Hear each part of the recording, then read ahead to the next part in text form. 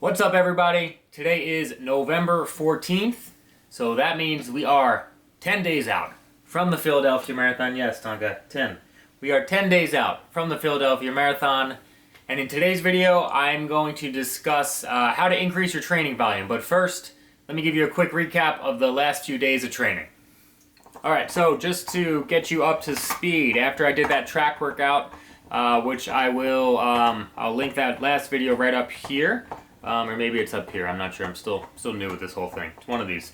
So after that 12 by 800 track workout, I did an easy 9 miles the next day. That was on Thursday. On Friday, I did an 8-mile run, and then on Saturday I went back and did like a harder set. So it was a total 14-mile run. Did 2 by 5 miles. I'm at a pretty good clip. I think they were. Let me see here. The first 5-mile segment. Sorry, it was a 5:54 pace. I did a 1 mile rest period, and then I did another 5-mile pace, which I had some stomach issues, so we won't get into it. But averaged 6:25 on that second 5 miles. Did a 1.5 mile warm up, 1.5 mile cool down.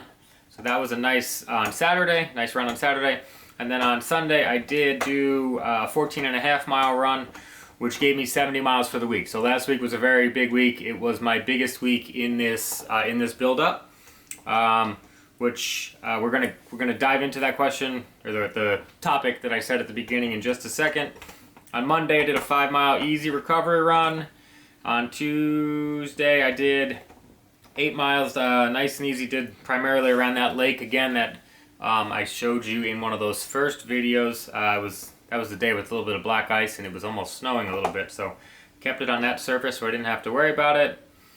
Yesterday I went to the track, and boy was it cold. According to my Strava, it was clear and 19 degrees, but it felt like 11, so it was pretty cold there. I did do some 4x200, 4x400, 4x200 off of 200 meter rest.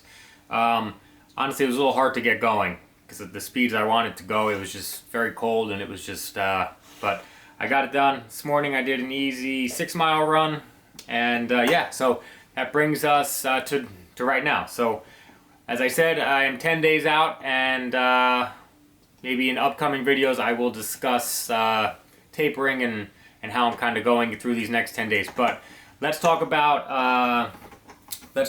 how to build up your weekly mileage. So the easy answer, or one that's very common, is the 10% rule.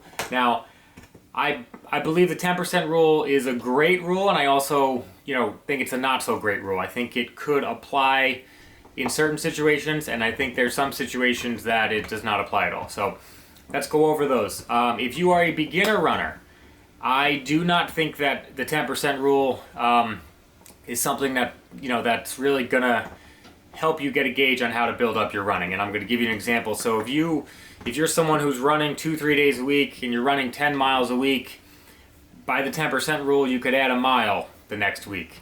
I feel like if you're running 2 to 3 days a week, you could just you could get away with just adding another day of running. So if you're running 2 to 3 miles a day, just add another day of running until you get to that 5-6 days of running period. But I don't like to see someone ramping that up too quickly. They go from 2 days to 3 days to 4 days to 5 days, because you're obviously going to do the math. That's going to be way more than a 10%. But I like to have beginners start at Tonka. Sorry if you could hear Tonka's bone chewing. I like to have beginners hold a mileage for 2 to 3 weeks before bumping up or before adding a day. So if you're running 3 times a week, run that same thing for 2-3 weeks and then add a day. Then keep that for 2-3 weeks, then add a day. So beginners, that's how I would approach the 10-day rule, or the 10% rule. I have my mind on 10 days because I know we have 10 days till race day. So if you are a more advanced runner, let's say you're running 50 miles a week, very easy, add 5 miles, that's 10%.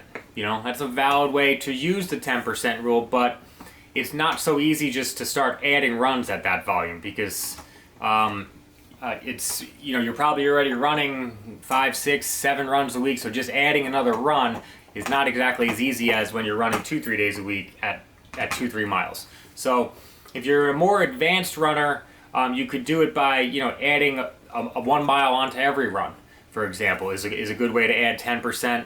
You can add that easy recover run if possible. You could make your longer run a little bit longer. So I think in one of my earlier videos, which I could link up in one of these corners, I talked about how long should your long run be. So you can go back and visit that. As a whole, I think you should listen to your body, because I'm someone who, you know, when I get up into that 40 to 50 range, I like to follow the 10%, but I do it in steps of 3. So I'll go, you know, up 10% 1 week, up 10% another, up 10% another, and then I'll kind of back down almost 15 to 20%. So it's like a 3 steps up and then go 1 back, you know, almost about 2 steps back down and then go back up. So it's important to allow yourself that recovery week every 2, 3, or 4 weeks, depending on how you feel, to allow yourself to fully absorb the training and your body to kind of de-stress from everything that, you know, all the mileage that you're putting on. So overall, the biggest takeaway on how to build up your mileage, 10% rule is a good baseline, but make sure that you're adjusting it, you know, to your specific goals. Don't get so hung up on a number. If you're like, I want to run 40 miles or 50 miles or 60 miles, or, you know, last week I ran 70 miles. That was the most I've run, you know, all year. Don't get so hung up, because your race results are not going to be determined on 1 week of running. So your race results will show from consistency, not from, you know, just going out and hitting one weekly mileage goal. So consistency is more important than, you know, than anything else when it comes to running. So get out there, get those runs done. Hope this all made sense. Any questions, you can let me know, and I'll be back soon. Thanks for watching.